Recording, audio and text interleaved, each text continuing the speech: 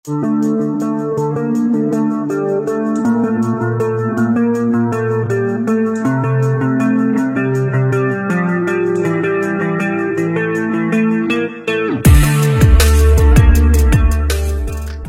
ini Chu Shanliu mendapat panggilan masuk, dan yang ia lihat ini sepertinya berkaitan dengan rencana pembangunan di tempat investasi milik keluarga Chu. Menyadari ini, Chu Shanliu pun langsung mengangkatnya, dan bertanya ke pihak lain, apakah ini sama dengan yang diharapkan Chu Zhongfei mengenai investasi di distrik Longwan. Namun, setelah beberapa saat kemudian, setelah mendapat jawaban, tiba-tiba ekspresi wajah Chu Shanliu pun berubah menjadi wajah penuh keterkejutan. Di sisi lain, Chu Huigi yang melihat ini, ia pun juga ikut menjadi terkejut, dan ia lalu bertanya ke Chu Shanliu mengenai apa yang terjadi. Chu Shanliu pun menjawab dengan nada kecewa, "Ayah, kita semua salah perhitungan. Ternyata rencana pengembangan wilayah tidak ada di Longwan." Sontak saja, mendengar informasi ini, Chu Zhongfei pun menjadi terkejut, bertanya, "Apakah kau salah dengar? Karena jika perhitunganku salah, lalu daerah mana yang akan dikembangkan?" Mendengar ini, Chu Shanliu pun dengan ragu ia lalu menjawab, "Itu di distrik Anjiang, seperti yang dikatakan Cui sebelumnya." "Apa, beneran di distrik Anjiang?" "Aku tidak percaya, aku yakin itu kesalahan." Chu Zhongfei sempat tidak mempercayai hal ini. Dan kali ini, Cui pun bertanya, "Jadi apa kau masih berpikir kalau distrik Anjiang adalah tanah untuk burung buang kotoran, wahai kalian semua?" Chu Zhongfei sendiri tidak menjawab pertanyaan Chu. Dan dengan marah, hanya bergumam, Kenapa Cui selalu mengalahkanku sejak kecil?" Dan saat ini, Chu Huaigi berkata, "Jangan bingung, periksa dulu apakah masih ada tempat bagus yang tersisa di distrik Anjiang. Mungkin kita bisa beli lagi selagi beritanya masih belum keluar." Mendengar ini, Chu Shanliu pun merespon, "Ayah, aku sudah bertanya, tanah di distrik Anjiang semuanya sudah dibeli." Sontak, dari informasi ini, Chu Huaigi pun sedikit terkejut, bertanya, "Siapa itu? Apakah ada ruang kosong untuk negosiasi?" Chu Shanliu pun dengan mengalihkan pandangan ke arah Cui menjawab, "Itu Cui, dia yang membeli semua tanah di distrik Anjiang dengan total 20 miliar. Cui sendiri kali ini tampak tersenyum ringan, dan ia sama sekali tidak terkejut dengan informasi ini, bahkan Cui sendiri dari awal sudah memprediksi hal ini, dan kepada semuanya, Cui berkata, "Jangan menatapku seperti itu semua hanya kebetulan." Tapi bagi Chu Huaigi sendiri, ini bukan kebetulan, jadi ia lalu bertanya ke Cui, "Dari mana kau dapat uang sebanyak itu? Aset dari seluruh keluarga kita bahkan tidak sampai sebanyak itu." Chu Zhongfei kali ini justru ikut berkata, dan menuduh, "Itu pasti uang kotor. Kakek, kita tidak bisa membiarkan dia melibatkan keluarga kita." Mendengar ini, Cui pun hanya tersenyum ringan, dan ia masih tampak tenang. Namun detik berikutnya, Cui lalu menatap tajam bertanya ke Chu Zhongfei, "Apa menurutmu semua orang sama tidak kompetennya denganmu? Sebelumnya, aku hanya ingin memberitahu kalian semua akan satu hal. Tanpa bantuan keluarga Chu Mu sekalipun, aku, Cui, masih bisa membuat jalanku sendiri di dunia ini." Yu Hua yang mendengar Cui mengatakan hal ini, ia pun tampak kagum dengan Cui, berseru, "Luar biasa, aku tahu, Cui, kau pasti akan sukses." Untuk Cui sendiri, apa yang ia ucapkan, baginya ini bukanlah sesuatu yang besar, dan karena urusan di sini juga telah selesai, ia pun bermaksud untuk pergi. Dan saat ini, setelah Cui pergi, Chu Shanliu pun bertanya ke Chu Huaigi, "Ayah, diperkirakan penghasilan Cui kali ini akan lebih dari 100 miliar. Jadi apa yang harus kita lakukan selanjutnya?" Mendengar ini, Chu Huaigi tampak lesu, dan hanya menjawab, "Apalagi yang bisa kita lakukan? Tidak peduli apa, kita semua adalah satu keluarga, jadi tidak perlu melakukan hal-hal ekstrim. Keluarga Chu telah jatuh ke titik ini semua adalah kesalahanku." Saat ini, terlihat Chu Zhongfei juga tampak tertunduk lemas tak berdaya, dan sepertinya ia mengalami depresi setelah mengetahui fakta bahwa prediksi miliknya ternyata salah. Dan di dalam hatinya, ia bertanya, "Kenapa Cui selalu mendapat sorotan, dan kenapa bukan aku? Aku tidak percaya ini, suatu hari aku akan berdiri di atasmu." Adegan pun kemudian berganti, dan saat ini adalah malam tahun baru, dan terlihat kembang api tampak gemerlap di langit malam. Melihat kembang api ini, Chu Mu tampak senang, dan ia berkata kepada Chu Shanhe dan Cui, "Ayah, Kakak, lihat pertunjukan kembang api yang luar biasa. Begitupun dengan Cui, ia juga senang dengan malam tahun baru kali ini, dan baginya hari di mana mengadakan reuni keluarga, kembang api akan semakin indah. Chu Shanhe kali ini juga berkata, reuni keluarga. Baiklah, aku akan menunggu hari itu. Ketika saatnya tiba, aku akan mengajak kalian semua bersenang-senang. Namun saat ini, di saat semuanya tengah menikmati indahnya kembang api, saat ini tiba-tiba dari balik pakaian Cui, ponsel Cui terdengar berbunyi. Menyadari ini, Cui pun segera melihat siapa yang menghubungi dirinya. Dan setelah ia melihatnya, ternyata itu adalah Qian Xiaoshuai yang baru saja mengiriminya video. Di dalam video, terlihat Qian Xiaoshuai dan lainnya juga tengah menikmati malam tahun baru, dan mereka memberikan ucapan selamat tahun baru kepada Cui. Melihat ini, Cui pun merasa sedikit senang, dan melihat perilaku para muridnya, ia bergumam, "Hadeh, anak-anak ini, mereka sangat naif, tetapi juga pengertian." Dan untuk selanjutnya, karena merasa sudah cukup melihat pertunjukan kembang api, Cui pun kemudian mengajak Chu Mu untuk segera kembali pulang. Namun sebelum pergi, Cui melihat ke arah rumah keluarga Chu, dan di dalam hatinya berkata ironi, keluarga Chu benar-benar disebut keluarga. Sungguh lucu sekali, adegan pun kemudian berganti, dan sesampainya di rumah, saat ini di dalam kamar, Cui tengah berkultivasi, dan terlihat aura ungu menyebar ke seluruh ruangan. Di dalam kultivasi, Cui merasa energi ungu pada hari pertama tahun baru benar-benar melimpah, kultivasi 1 hari lebih energik daripada 10 hari terakhir, dan setelah selesai berkultivasi, Cui tampak meregangkan badannya. Dan ia teringat jika pemutaran perdana Tai Chi adalah hari ini, jadi ia berniat untuk pergi melihatnya. Dengan rencana yang sudah diputuskan ini, pertama-tama Cui terlebih dahulu membasuh mukanya untuk mengawali harinya ini. Namun saat ini, di saat Cui tengah membasuh mukanya, tiba-tiba ada pesan masuk, yang mengajak Cui untuk menghadiri reuni teman Cui sewaktu kuliah. Mengetahui ini, Cui pun tampak merenung, dan berkata dalam hati, reuni kampus?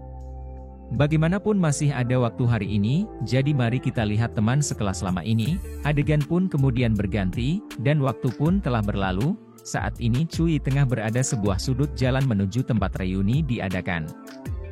Dan saat ini juga, terlihat ada seorang wanita, ia bernama Pan Jiai, teman Cui sewaktu masih kuliah, dan sepertinya ia juga datang untuk acara reuni kelas. Cui sendiri yang melihat Pan Jiai, ia pun tampak meringis, dan berkata ke Pan Jiai, "Oh, Pan Jiai, kamu telah banyak berubah, kamu bahkan lebih cantik dari sebelumnya." Dari ucapan Cui ini, Pan Jiai tampak tertawa, dan ia berkata ke Cui, "Kata-katamu sungguh manis, tidak heran begitu banyak gadis yang menyukaimu di universitas." Namun saat ini, di saat Cui dan Pan Jiai tengah bersama, tiba-tiba terlihat ada sebuah mobil yang datang. Mobil ini milik seorang pria bernama Liu Jianming yang juga teman lama dari Cui dan Pan Jiai, dan saat ia melihat Pan Jiai, ia ingin memberi tumpangan ke Pan Jiai, tetapi Pan Jiai sendiri tanpa pikir panjang langsung menolak tawaran Liu Jianming, berkata, "Tidak perlu, aku akan pergi bersama Cui, aku tidak mau mengganggumu." Mendapat penolakan, Liu Jianming tidak marah, tapi hanya berkata, "Aku penasaran siapa orang miskin ini," tapi ternyata Cui. "Pan Jiai, kau harus hati-hati agar tidak ditipu oleh orang ini." Cui pun tidak tinggal diam, dan ia membalas, berkata, "Liu Jianming, aku rasa otakmu bermasalah, dan sepertinya tidak ada hal baik yang bisa diharapkan darimu." Dari ucapan Cui ini, tentu hal ini membuat Liu Jianming jadi marah, dan karena ini, ia lalu menyuruh Cui untuk menutup mulutnya, sementara menyebut Cui miskin. Namun Cui sendiri tidak peduli akan Liu Jianming yang marah, dan ia berkata lagi, "Mengendarai rongsokan ini dan merasa berhak menghina orang lain, kau terlalu percaya diri." Liu Jianming pun masih marah akan ucapan Cui ini, dan membalas, "Setidaknya aku punya mobil, tapi bagaimana denganmu? Kau bahkan tak punya mobil, apa kau pikir kau orang kaya?" Akan tetapi saat ini, sesaat Liu Jianming mengatakan ini, terlihat ada sebuah mobil mewah yang tiba-tiba datang, dan mobil mewah ini berhenti di depan mobil Liu Jianming. Liu Jianming tampak terkejut melihat situasi seperti ini, dan ia sedikit bergumam, "Sial, tidak, ini tidak mungkin, mungkinkah mobil ini milik Cui?" Tentu mobil mewah ini memang milik Cui, dan untuk selanjutnya, terlihat Cui tampak membuka pintu mobil, dan mempersilahkan Pan Jiai untuk masuk ke dalam mobil. Pan Jiai sendiri tidak segera masuk, melainkan saat ini ia sedikit ragu akan apa yang ia lihat ini, dan ia lalu bertanya kepada Cui, "Cui, benarkah ini mobil milikmu?" Mendengar pertanyaan, Cui pun dengan santai menjawab, "Benar. Aku telah menghasilkan cukup banyak uang selama bertahun-tahun, jadi aku membeli mobil ini." "Tidak mungkin, bagaimana mungkin seorang guru yang bekerja di sekolah yang menyebalkan sepertimu punya banyak uang?" Tentunya saat ini Liu Jianming justru masih tidak percaya. Namun dari ucapan Liu Jianming, Cui hanya membalas, "Orang sepertimu tidak akan mengerti, jadi banyak-banyaklah berdoa kau wahai Liu Jianming." Liu Jianming kali ini tidak ada yang bisa ia katakan terhadap Cui, dan Liu Jianming sendiri hanya bisa mengumpat ke Cui, "Cui, dasar kau orang sialan." Akan tetapi saat ini, hal aneh pun sepertinya terjadi. Di saat Liu Jianming hendak menginjak tuas gas mobilnya, tiba-tiba tuas gas tersebut tidak berfungsi. Sontak saja, mengalami situasi seperti ini, Liu Jianming yang ada di dalam mobil, ia pun hanya bisa berteriak marah, dan meratapi nasib sialnya hari ini, dan saat ini, Cui di dalam mobil, tentunya juga tahu akan kesialan yang dihadapi Liu Jianming, dan sebenarnya itu semua adalah ulahnya untuk memberi pelajaran kepada Liu Jianming.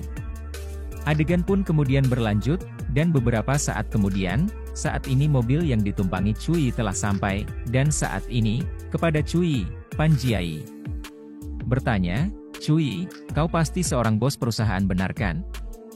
Tapi kenapa kau menjadi seorang guru?" Mendengar ini, Cui menjawab, "Bukankah menjadi seorang guru adalah pekerjaan yang terhormat? Oke, jangan bercanda lagi, aku hanya menyewa mobil untuk sementara."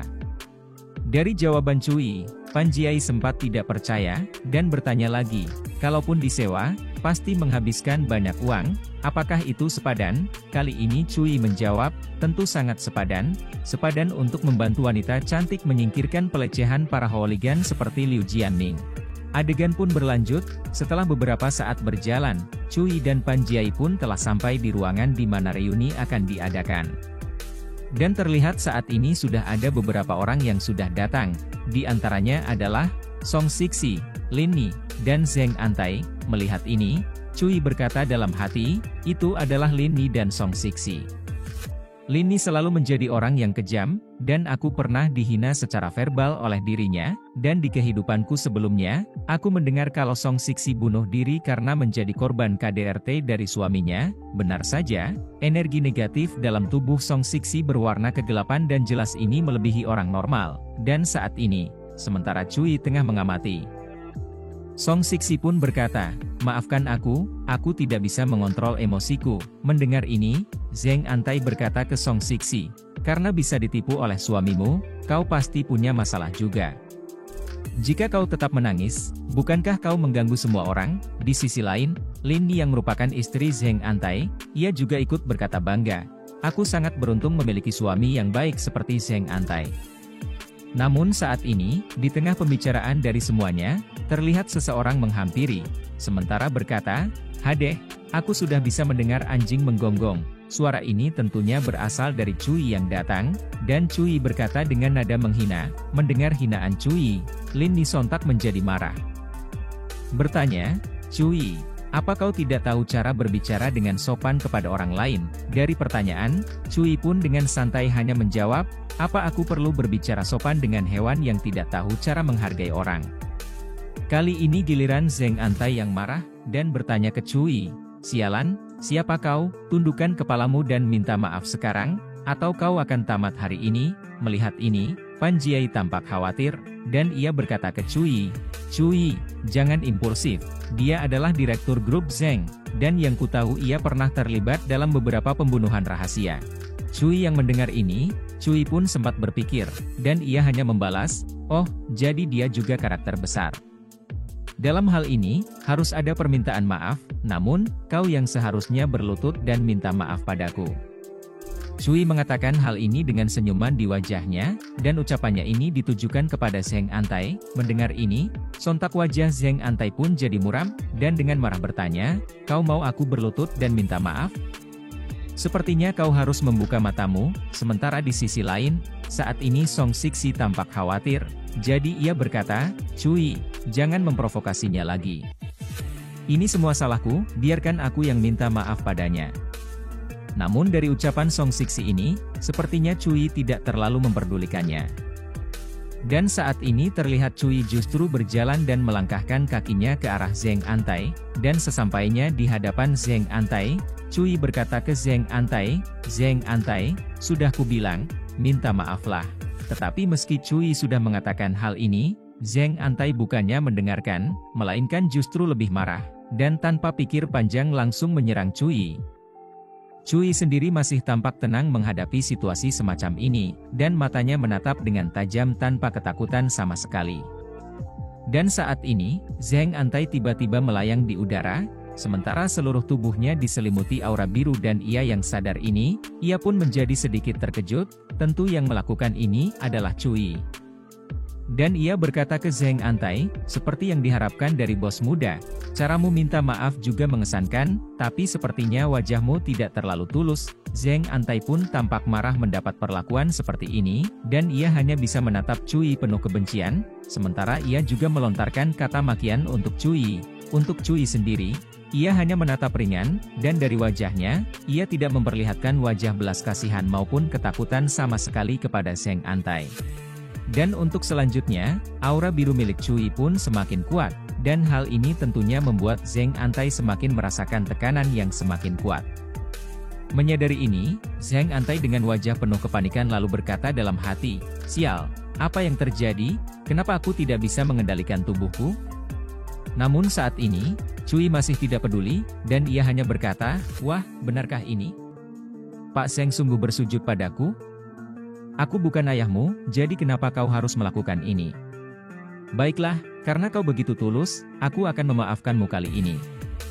Cui pun untuk selanjutnya melangkah pergi, dan ia sudah puas memberi pelajaran ke Zheng Antai.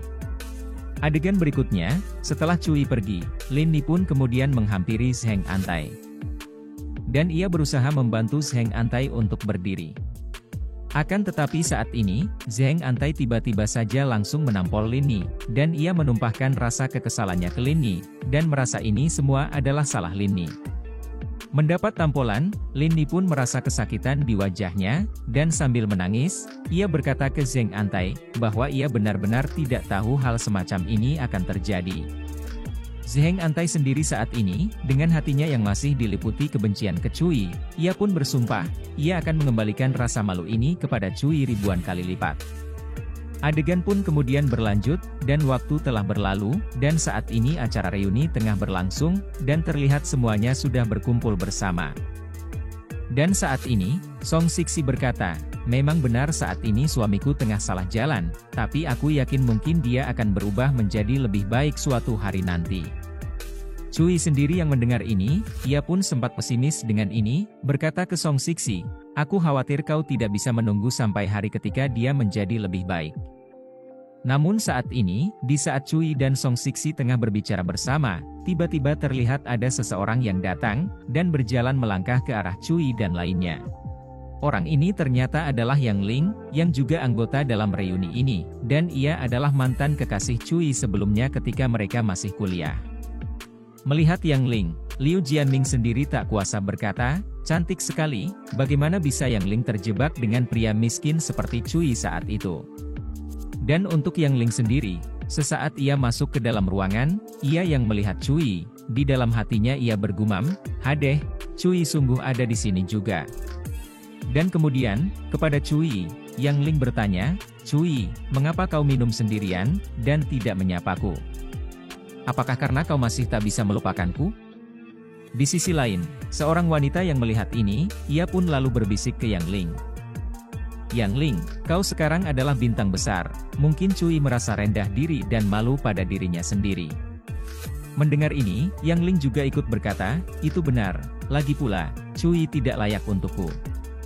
Tapi jika dia rela berlutut padaku, kembali bersama bukanlah hal yang mustahil." Hal serupa juga dilontarkan oleh semuanya, dan ketika mereka melihat hal ini, mereka semua sibuk membicarakan nasib Cui yang menurut mereka sangat buruk. Dan saat ini, sementara melihat Cui, Yang Ling berkata dalam hati, dengan kecantikanku, aku tidak percaya kau tidak tertarik, dan aku pastinya lebih baik dari Jian Yanxi. Cui sendiri tidak tahu apa yang dipikirkan Yang Ling, dan sementara menghampiri Yang Ling. Ia bertanya, Yang Ling, apa kau sudah salah minum obat hari ini? Sontak saja, mendengar ucapan Cui yang seakan menghina dirinya ini, Yang Ling pun jadi marah, dan bertanya ke Cui, Cui, apa maksudmu mengatakan hal ini? Cui sendiri menjawab, dan sembari menunjuk ke kepala, bertanya balik ke Yang Ling, apa ada yang salah dengan otakmu? Apa kau pikir aku masih peduli padamu?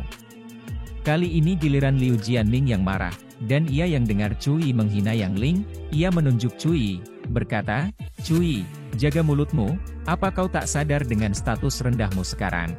Haha, dasar anjing penjilat, beraninya kau menggonggong.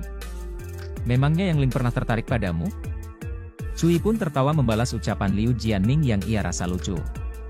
Dan benar saja, kepala Liu Jianming memang berubah jadi kepala anjing, tanda ia adalah seorang penjilat, dan untuk Yang Ling, ia jadi kesal, dan menyuruh Cui menyudahi hal ini. Dan kepada Cui, Yang Ling berkata, Cui, kau pikir kau sungguh bisa dekat dengan Jian Yanxi? Sadarilah posisimu, itu semua cuma mimpi orang bodoh. Tapi yang tak diduga, sementara Yang Ling memperingatkan Cui, saat ini di kejauhan terlihat Jian Yanxi tiba-tiba datang, dan ia tampak melambaikan tangannya ke Cui. Dan untuk selanjutnya, Jian Yanxi lalu menghampiri Cui, bertanya, Cui, apa yang kau lakukan di sini? Mendengar ini, Cui pun menjawab, aku di sini untuk acara reuni teman lamaku. Sementara di sisi lain, kedekatan Cui dan Jian Yanxi ini juga dilihat oleh semuanya, dan mereka terkejut, berpikir bagaimana bisa Cui kenal Jian Yanxi yang seorang artis terkenal. Begitupun dengan Liu Jianming, ia sempat tidak percaya, berkata, tidak mungkin, bagaimana bisa Cui ada hubungannya dengan Jian Yanxi. Dan saat ini, seolah tahu keraguan dari semuanya, Jian Yanxi pun menjelaskan, berkata, Cui berperan dalam filmku, jadi bisa dibilang Cui adalah rekanku. Mendengar ini, Liu Jianming pun sontak jadi terkejut. Dan di dalam hatinya ia masih tidak percaya, bertanya, rekan? Kenapa Cui lebih baik dari saat ia masih sekolah? Tapi berbeda dari Liu Jianming, Pan Jiai justru tersenyum, dan ia kagum dengan Cui. Seperti yang diharapkan, Cui adalah sosok populer baik dulu maupun sekarang. Dan saat ini, sementara menunjuk Cui, Yang Ling mencoba berusaha untuk mengingatkan Jian Yanxi, berkata, Saudari Jian, jangan tertipu oleh Cui. Ketika Saudari Jian ingin mencari seorang pria, carilah pria yang bijaksana, jangan seperti Cui yang selalu menipu dengan mulut manisnya ini. Mendengar ini, Jian Yanxi sendiri hanya tersenyum, dan berkata ke Jian Yanxi, kau tak perlu khawatir tentang ini. Tapi kau Yang Ling, kau yang gagal menjaga pria yang baik. Merasa ucapannya tak digubris Jian Yanxi, Yang Ling pun merasa kesal, dan membalas, setidaknya aku sudah memperingatkanmu, dan aku harap Cui tak akan merusak filmmu. Kali ini adalah giliran Cui yang berbicara, dan ia dengan meringis berkata ke Yang Ling, jangan khawatir, aku hanya takut setelah menontonnya, kau akan menangis di bioskop. Namun saat ini, di tengah perseteruan antara Cui dan Yang Ling, saat ini tiba-tiba ponsel Yang Ling terdengar berdering. Menyadari ini, Yang Ling pun kemudian mengangkat ponselnya.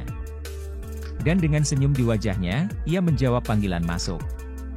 Cui yang melihat senyuman di wajah Yang Ling, ia pun lalu bertanya, senyum yang menjijikan, apakah yang barusan menghubungimu adalah orang penting? Dari pertanyaan, Yang Ling dengan santai menjawab, pemilik hotel ini adalah temanku, dan dia akan datang ke sini, kurasa kau tidak akan keberatan jika dia ada di sini, bukan? Mendengar jawaban, Liu Jianming saat ini tampak tertarik, dan ia lalu bertanya ke Yang Ling, kamu sangat luar biasa. Ngomong-ngomong, siapa namanya? Yang Ling sendiri dengan bangga menjawab, temanku ini merupakan tuan muda keluarga Chu, dan ia bernama Chu Zonggu. Sontak saja, sesaat Cui mendengar jawaban Yang Ling, bahwa orang yang dimaksud adalah Chu Zonggu, ia pun langsung tertawa. Karena awalnya ia kira orang yang dimaksud Yang Ling adalah orang yang mengagumkan, tapi ternyata cuma Chu Zonggu, orang yang ia anggap masih bocah. Namun saat ini, di saat Cui yang masih tertawa, tiba-tiba dari arah belakang terdengar suara seseorang yang datang. Menyadari ini, Cui pun menoleh ke belakang. Orang yang datang ternyata Chu Zonggu, dan ia mendengar apa yang barusan Cui katakan, dan ia lalu bertanya, "Aku ingin lihat siapa yang berani memandang rendah diriku." Melihat orang yang datang adalah Chu Zonggu, Yang Ling pun menjadi senang, berseru, "Tuan Muda Chu, kamu akhirnya di sini, aku sudah menunggumu." Begitupun dengan Liu Jianming, sesaat ia melihat Chu Zonggu datang, pun juga ikut senang, dan langsung menyapa Chu Zonggu. Chu Zonggu sendiri saat ini berkata, "Aku di sini untuk memberi dukunganku terhadap film Yang Ling. Dan lagi pula, aku ingin tahu siapa yang baru saja berbicara dengan begitu berani." "Yo, Tuan Muda Chu? Apa kabarmu?" Cui pun langsung tampil, dan melambaikan tangannya ke Chu Zonggu, tapi yang tak terduga, hal ini justru membuat Chu Zonggu jadi terkejut. Yang Ling sendiri tidak tahu apa yang terjadi, dan sesaat ia melihat ini, ia pun menjadi penasaran, dan bertanya, "Tuan Muda Chu, ada apa denganmu? Apa ada yang salah?" Di sisi lain, Liu Jianming juga tidak tahu, dan saat ini ia berkata, "Pasti ini karena Cui yang terlalu mengganggu, dan karena ini kita tidak bisa membiarkannya pergi dengan mudah kali ini." Namun dari ucapan Liu Jianming ini, Chu Zonggu sendiri justru menjadi marah, dan langsung menampol Liu Jianming, dan menyuruhnya untuk cepat diam. Mendapat tampolan, Liu Jianming pun merasa kesakitan, dan ia lalu bertanya, "Tuan Chu, apa yang terjadi? Kenapa tiba-tiba Anda malah menampol wajah saya?" Sementara situasi jadi seperti ini, saat ini dari belakang, tiba-tiba Cui terlihat menepuk pundak Chu Zonggu, dan berkata, "Zonggu, kau tidak perlu begitu marah. Karena jika tuan muda dari keluarga Chu marah karena diriku, bagaimana aku bisa menanggung rasa sakitnya, dan reputasi yang tinggi dari keluarga Chu?" Mendengar ucapan Cui, Chu Zonggu pun spontan jadi gemetar, dan dengan suara penuh ketakutan membalas, "Marah apanya? Setelah kejadian sebelumnya, siapa yang berani kepadamu?" "Kakak Chu, ini hanya kesalahan pahaman, aku tidak tahu kalau itu kamu. Jadi tolong maafkan aku." Chu Zonggu pun lalu membungkukkan badannya, dan meminta maaf ke Cui. Namun ketika Chu Zonggu menyebut Cui sebagai kakak Chu, Yang Ling yang mendengarnya, ia pun merasa aneh, bertanya, "Tuan Muda Chu, kau panggil Cui apa?" Chu Zonggu pun menjawab, "Cui adalah sepupuku, dan ia adalah tuan muda tertua dari keluarga Chu. Dan tentunya ia adalah kakakku, jadi bagaimana bisa kau memprovokasinya?" Sontak saja, mendengar jawaban ini, Yang Ling pun menjadi terkejut bagai tersambar petir di siang bolong, bergumam, "Cui adalah tuan muda keluarga Chu? Ini, bagaimana mungkin?" Dan seolah merasa telah dibohongi Cui, Yang Ling pun kemudian menyalahkan Cui, bertanya, "Kenapa kau tidak memberitahuku informasi ini sebelumnya?" Cui sendiri dengan santai lalu menjawab, "Kamu nggak nanya sih? Dan sebenarnya aku tidak punya banyak hubungan dengan keluarga Chu, jadi aku tidak berbohong padamu. Dan juga, kenapa kau justru malah menyalahkanku, memangnya kau siapa? Istri bukan, kekasih juga bukan, apalagi keluarga. Ditambah, bukankah kau yang mencampakkanku, dan pergi mencari sugar daddy?